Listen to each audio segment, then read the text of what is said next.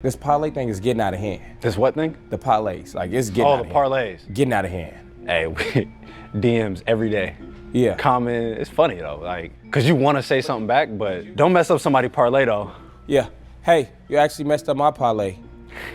Good. Goddamn, your parlay. See, this is the stuff I wanna say, but I mean, they be talking about you needed 26 points. My bad, I got 25. Cause again, you're a good teammate. No, I just missed the free throw. But why do you miss something that's free? I've always thought the name should be changed cause Fanduel and the NBA, the dark side of parlays, foul play and player betting. Put a thousand on my name tonight, man. Motherfucker hit for 15,000. Like, What if I told you that NBA players could be betting on their own games? And what if some of them are manipulating plays for parlays, placing bets with millions on the line? Is the game rigged? Stick around, because today we're diving into the dark side of NBA sports betting and the chilling possibility of foul play at the highest level. What's the biggest misconception you think that's out there about the, fixing games and your entire career as an NBA ref? Fixing games. I mean, people, some people think that I went out there and put Shaquille O'Neal to the bench or LeBron James to the bench so that some of these bets won. That's really not what happened. I picked the games based on relationships that existed between referees and players, referees and coaches, and referees and owners, and what took place in the morning meetings with the referees and what was going to be called that night and how a team was going to be put at an advantage or disadvantage. Sports betting, particularly parlays, are taking over the NBA. Everyone's trying to hit that one big bet, parlays where you can combine multiple bets into one, all hoping for that payout that could change your life. But here's the dirty truth. The odds of hitting a parlay? Less than 10%. Yet the NBA and betting companies are loving it, bringing in millions each week. But the question is, who's really benefiting? The NBA knows this is a gold mine, but the darker side of this massive revenue stream? The players themselves. Let's be real. Who's watching them all the time? In a world where millions are riding on one shot, one dunk, one assist, how easy would it be for players to start throwing games, missing key free throws, or manipulating outcomes? this is the problem with sports betting. Like, NBA put it in there, NBA put it in the game where you could actually bet. Nigga, if you are any type of gambler, if you got any type of addiction or a problem with gambling, bro, you're going to be itching at that. Like, nigga, I play in the league. Nigga, I know I ain't playing tonight. Put the under on myself, nigga. That's going to be an easy thousand. Like, if you just, if you got a fucked up mind gambler, like, think about, like you said, Ohtani. Dog. The richest dude in MLB, he gambling. Allegedly. Like, His nigga, translator was gambling. if your mans is betting on you, nigga, Come on. you setting the play up. Like, It's like me and you like, hey, T, what you think tonight? About 20, 15? Yeah, like, nah, I ain't gonna hoop that good tonight, nigga. Take the under. I don't play good against the Spurs. How do you get caught? Because they run your name and your socials through a system every single month. They do it for all employees of the entire company, not just the players. Right, so why not have a bird do it? Well, I'm having a little shorty do that. Like in the streets, nigga, when you hooping, niggas used to gamble at Dust Bowl. Nigga might, like, bro, what you trying to do? side bet. Right. I don't ever want my name or nothing attached to that. That's too close, bro. You gotta think niggas ain't gonna give you that bread. Niggas, think about it. Think about niggas you fuck with. Nigga, you put a thousand on my name tonight, man. Motherfucker hit for 15,000. Like, nigga, I ain't getting that shit to you. Yeah. And what you gonna say? You can't be like, give me my money, nigga. No. Oh, you sure?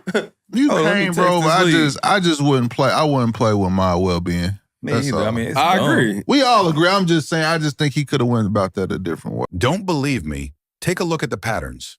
Players have close ties with betting insiders, and we've already seen leaks of big money bets being placed by high-profile figures on certain important games. What if those same players were betting on themselves? Or worse, working with others to make sure a parlay hits? And here's where things get truly scandalous.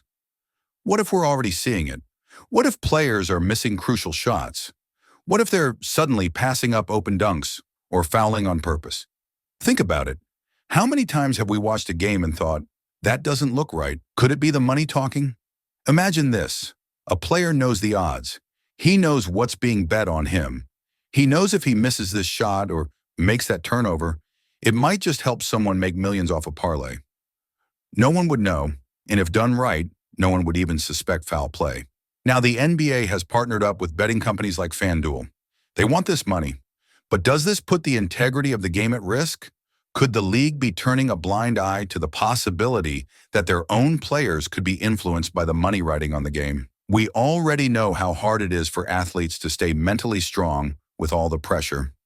Throw in the weight of parlays and the possibility of insiders whispering in their ears, and you've got a situation ripe for manipulation. There are so many ways this could go wrong. Was there ever a game when afterwards you were in the locker room and you're like, shit, that was really obvious. I did some stuff that's going to jump out on the tape? No, because, again, I wasn't doing anything that the league didn't want done. Has there ever been a point where you've played with the others where you're like, man, they actually really need money, and like if someone were to come along and offer something like this, you could see it? No, no. Because it seems like it's getting into the fabric of sports right now, and I really do get concerned about cheating and stuff like that. True story. We're somewhere, and we're sitting at a bar, and the guy comes, and the guy's polite. He says, Shaq, you probably don't want to sit here. I said, why? He says, I'm one of the biggest bookies in the world, and people know me, and I don't want you next. I said, oh, cool, but you ain't got to worry about me. So we started talking, and we said, hey, you get players? He said, nah, you guys make too much money. I get referees. That's what he says. And then a couple of years after that, the whole thing broke. Yeah. Tim Donaghy and the refs game. He said that. It's not just the fans who are feeling the pressure. The players are under constant scrutiny from fans, coaches, and now betting companies. Imagine the weight of knowing that millions are riding on your every move. The pressure to perform perfectly for parlay bettors could be enough to push any player over the edge. What happens when the mental toll of betting starts affecting their game? Could we be seeing players crack under the weight of these parlays? Could some be breaking the rules without us even knowing?